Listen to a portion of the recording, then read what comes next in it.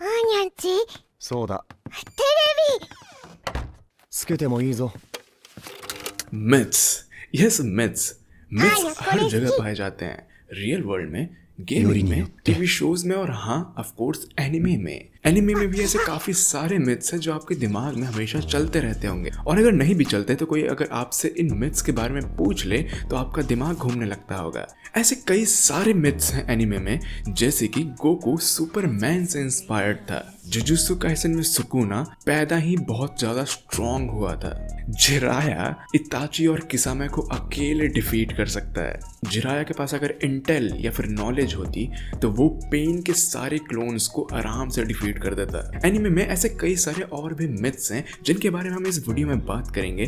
तो yes guys, ये video है मिथ बस्टर का एपिसोड 1, जहां पे हम बात करेंगे एनिमे के कुछ मिथ्स की और उन्हें बस्ट करेंगे या फिर कंफर्म करेंगे।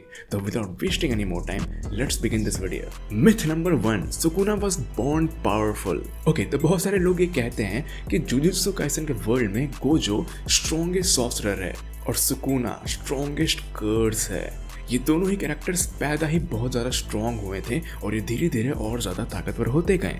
बट गाइस, ये मिथ बिल्कुल ही गलत है।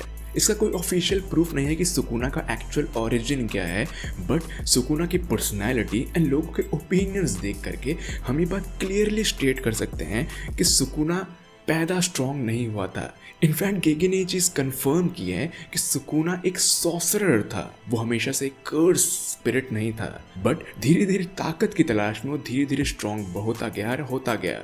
एक टाइम पे उसने अपनी ह्यूमैनिटी को ही छोड़ दी। इनफैक्ट सॉर्सरर तो छोड़िए, मेरा तो ये मानना है कि जब वो पैदा हुआ था तो काफ़ी ज़्यादा वीक पैदा हुआ होगा और ताकत की तलाश में धीरे धीरे वो ताकतवर बना, सॉर्सरर बना, देन एक कर्स एनर्जी बना। कर्स एनर्जी में भी ऊपर क्लाइम करते करते Sukuna king of all curses बन गया। इसलिए सुकुना अपने ओपोनेंट्स की रिस्पेक्ट करता है, वो कितना भी ताकतवर हो। On the other hand, Gojo जैसे कैरेक्टर्स जो कि स्टार्टिंग से ही स्ट्रॉन्ग थे, वो सामने वाले को इजीली डिसरिस्पेक्ट कर सकते हैं। इसलिए एज अ कैरेक्टर सुकुना ज्यादा बेहतर कैरेक्टर है गोजो से। मिथ नंबर 2, गोकू सुपरमैन से इंस्पायर्ड है।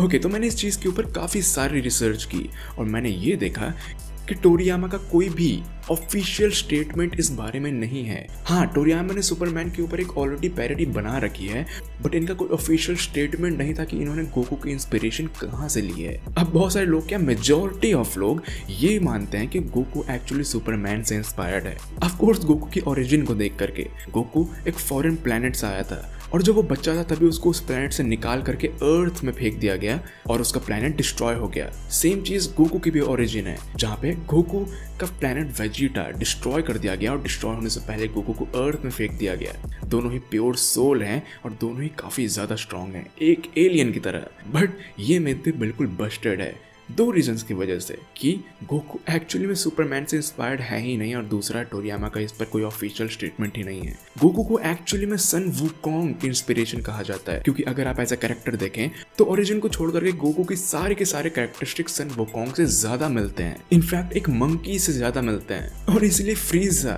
गोकू और सारे सेयंस को मंकी बुलाता है। पर टोरियामा सिर्फ सुपरमैन की ओरिजिन सन वुकोंग के कैरेक्टरिस्टिक्स ही कॉपी नहीं किया है, ऐसी और भी बहुत सारी चीजें जो उन्होंने कॉपी किया है। For example, Cell arc Terminator से इंस्पायर्ड है, फ्रीजा सागा स्टार वॉर्स से इंस्पायर्ड है। अब आप अंदाजा लगा सकते हैं कि टोरियामा किसी भी चीज पर ऑफिशियल अनाउंसमेंट क्यों नहीं देते। तो ये मिथ भी हो चुका है बस्ट। मिथ नंबर 3, जिराया किसामे और इताची को अकेले बीट कर सकता है। अब नारुतो की स्टार्टिंग में इताची किसामे को ये कन्विंस करता रहता था कि अगर वो दोनों मिल जाएं तभी वो जाके जिराया से टो टू टो फाइट कर पाएंगे, बट ये चीज इताची खाली इसलिए करता था ताकि वो किसामे को केयरलेसली जिराया पे अटैक करने से रोक पाए और वो नारुतो को बचा पाए। बट एक्चुअली सच्चाई तो ये है कि जिराया सिर्फ इताची को भी नहीं हरा पाएगा।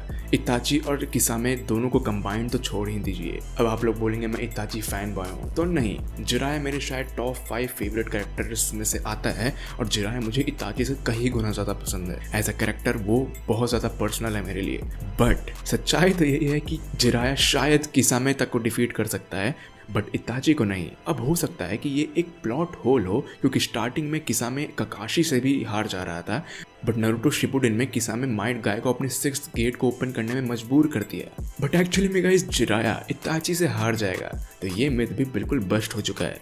अब नेक्स्ट में रासेंगान चिदोरी से ज्यादा पावरफुल है। अब गाइस स्टार्टिंग में मैं ये बता दूं कि यस ये बात बिल्कुल सही है, तो मिथ कंफर्म्ड। जिराया ने ये बात स्टेट की है कि रासेंगान एक बहुत ही हाई लेवल jutsu है जो कि कोई भी नॉर्मल निंजा परफॉर्म नहीं कर सकते।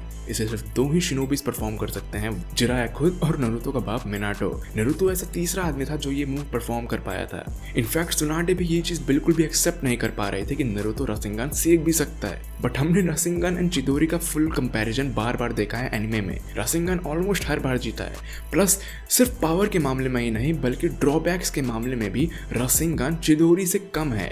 मेरा मतलब ये है कि चिदोरी के ज्यादा ड्रॉबैक्स हैं। चिदोरी को परफॉर्म करने के लिए आपके पास शारिंगान का होना जरूरी है। प्लस चिदोरी एक डबल एज सोर्ड है। चिदोरी से आप अपने आप को भी हर्ट कर सकते हो, बट रासेंगान से ऐसा नॉर्मली नहीं होता है। नेक्स्ट मिथ, योरोची तांजीरो का एंसेस्टर है। अब डीमन स्लेयर में ये बहुत ही बड़ा मिसकंसेप्शन या बहुत बड़ा मिथ है कि योरोची एक्चुअली में तांजीरो का एंसेस्टर है। अब मैं उन लोगों को दोष नहीं देता जो ये लोग सोचते हैं, क्योंकि ऑफ कोर्स दोनों काफ़ी हद तक एक जैसे लगते हैं। दोनों एक ही जैसे ईयररिंग्स पहनते हैं और दोनों सन ब्रीदिंग यूज़ करते हैं, बट एक्चुअली में ऐसा नहीं है। एक्चुअली में योरोची मुइचिरो का एंसेस्टर है, ना कि तांजीरो का। अब हाँ, योरोची लास्ट सन ब्रीदिंग यूजर था और उसने ये टेक्निक या फिर ये डांस तांजीरो के एंसेस्टर्स को सिखाया। अब तांजीरो के एंसेस्टर से पास डाउन होते होते ये चीज़ या ये टेक्निक या फिर ये डांसिंग स्टाइल या सन ब्रीदिंग जो भी इसे आप कहें, ये तांजीरो तक पहुंच गई। अब क्योंकि योरोची तांजीरो का एंसेस्टर नहीं है, दैट्स द ओनली रीजन कि तांजीरो को इतनी प्रॉब्लम क्यों होती है सन ब्रीदिंग यूज करने में। Next myth, Gojo beats Naruto universe. अब ये बहुत ही बड़ा मिथ है। लोग सोचते हैं कि गोजो एक्चुअली में नारुतो के यूनिवर्स को इजीली हैंडल कर सकता है या फिर नारुतो के हर कैरेक्टर को हरा सकता है। अब गाइस मैं क्लियर कट आंसर देना चाहता हूँ, ये मिथ बिल्कुल ही बस्टेड है। मैंने इसके ऊपर एक डेडिकेटेड वीडियो बनाई है, अगर आप चाहते तो आप उस वीडियो को देख सकते हैं। But Gojo Naruto, Sasuke, Madara, Itachi, Obito, Kakashi and Boruto में जिगिन जैसे कैरेक्टर से हार जाएगा, क्योंकि ये सब इंटर डायमेंशनल टेक्निक्स जानते हैं या फिर इंटर डायमेंशनल jutsus जानते हैं करना। और गोजो का इन्फिनिट ऐसे काम करता है जैसे वेट, एक काम कीजिए आप ये वीडियो ही देख लीजिए अगर आपको अच्छे से समझना है तो। Next myth, Boruto is trash. अब ये मिथ या फिर ये डायलॉग या फिर ये कहना बहुत लंबे टाइम से चला आ रहा है, जब से बरूटो एक्चुअली में रिलीज हुआ है, कि बरूटो एक ट्रैश एनिमे है। अब मुझे नहीं पता कि आप ऐसा क्यों कहते हो। शायद आप ऐसा इसीलिए कहते हो क्योंकि आप एक नारुतो फैन बॉय हो, क्योंकि आज की डेट में जहाँ तक बरूटो का मांगा चल रहा है और बरूटो जिस स्पेस में चल रहा है एनिमे में भी, या फिर बरूटो के एनिमे में ऐसे ऐसे फाइट्स हो चुके हैं जिससे मैं ये चीज़ 100% कह सकता हूँ कि ये मिथ एक्चुअली में बस्टेड है। बरूटो एनिमे बिल्कुल भी ट्रैश नहीं है। हाँ, बरूटो एनिमे के अंदर नारुतो कैरेक्टर्स को ज़रूर ट्रैश कर दिया गया है, जैसे रॉक ली, माइट काय, नारुतो एंड सास्के भी। बट एक्चुअली में बरूटो एज अ एनिमे काफ़ी अच्छा एनिमे है। अब आप ऐसे बहुत सारे लोग बोलेंगे कि बरूटो में पेसिंग इश्यूज़ हैं, इसके पेसिंग बहुत ज़्यादा अच्छी नहीं है, तो नारुतो की भी पेसिंग कुछ खास नहीं थी। बरूटो का मांगा एंड बरूटो की स्टोरी एक्चुअली में नारुतो के आसपास ही है, या फिर शायद बहुत से लोग ये कह सकते हैं कि नारुतो से भी ज़्यादा अच्छी है। ये तो कॉन्ट्रोवर्शियल टॉपिक है, बट बरूटो बिल्कुल भी ट्रैश नहीं है। नेक्स्ट मिथ, जिराया एक्चुअली में पेन और उसके सारे क्लोन्स को हरा देता अगर उसके पास इंटेल होता। अब बहुत सारे लोग ये कहते हैं कि जिराया पेन से सिर्फ इसीलिए हारा था क्योंकि उसके पास इंटेल नहीं था और वो एक्चुअली में जानता नहीं था कि पेन की एक्चुअल सच्चाई क्या है। बट ये मिथ भी एक्चुअली में बस्टेड है। अब आप ये सोचिए कि पेन एक सिटी लेवल थ्रेट है, वो एक सिटी को इजिली डिस्ट्रॉय कर सकता है। On the other hand Jiraiya, no doubt Jiraiya मेरा one of the most favourite character है और ऑफ कोर्स जिराया पेन को अच्छी टक्कर दे देगा, बट उसके पास भले इंटेल भी होता फिर भी वो पेन को हरा नहीं पाता। ये एक्चुअली में हार्श ट्रुथ है जो आपको एक्सेप्ट करनी पड़ेगी। अगर उसके पास इंटेल होता भी तो भी उसका यही हाल होता। इससे थोड़ा कम बुरा हाल होता, शायद वो वहाँ से बच के निकल जाता, लेकिन उसका मेन मकसद था इंटेल गेन करना, जो कि उसने कर लिया और ये करने में उसकी मौत हो गई। ओके, नेक्स्ट मिथ, मेगुमी माहुरागा का साइन यूज करने वाला था, यानी कि ये वाला साइन अगेंस्ट डोडो। अब बहुत सारे लोग ये सोचते हैं कि इस फाइट में जब ये वाला क्लिप आया था जहाँ पे टोटो मेगुमी को बहुत बुरी तरह मार रहा था और मेगुमी एक्चुअल में ये कह रहा था कि लेट मी शो यू, ऐसा कुछ कह रहा था वो, तो बहुत सारे लोग ये समझ बैठे थे कि अब मेगुमी मोहोरागा को यूज़ करने वाला है या फिर मेगुमी इस फाइट में भी मोहोरागा को समन करने वाला था। बट एक्चुअली में ये चीज़ बिल्कुल ही गलत है। मेगुमी यहाँ पे कोई भी ट्रम्प कार्ड यूज़ नहीं करने वाला था जैसे कि मोहोरागा या फिर डोमेन एक्सपेंशन। यहाँ पे basically Megumi wields unknown abyss नाम का एक टेक्निक यूज़ करने वाला था जिससे वो टोड और नुई का यूज़ करके अपने एनिमी को कैप्चर या फिर ट्रैप कर सकता है। That's it. वो कोई भी खतरनाक सी चीज़ इंट्रोड्यूस नहीं करने वाला था इस जगह पर। तो ये मेगुमी वाला मिथ भी बस्ट हो चुका है। अब finally last myth, chainsaw man was a commercial failure.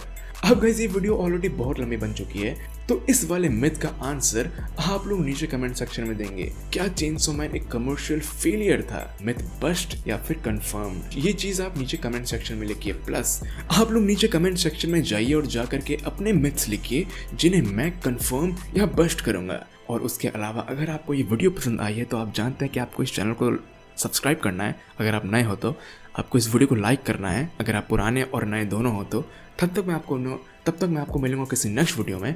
And good luck.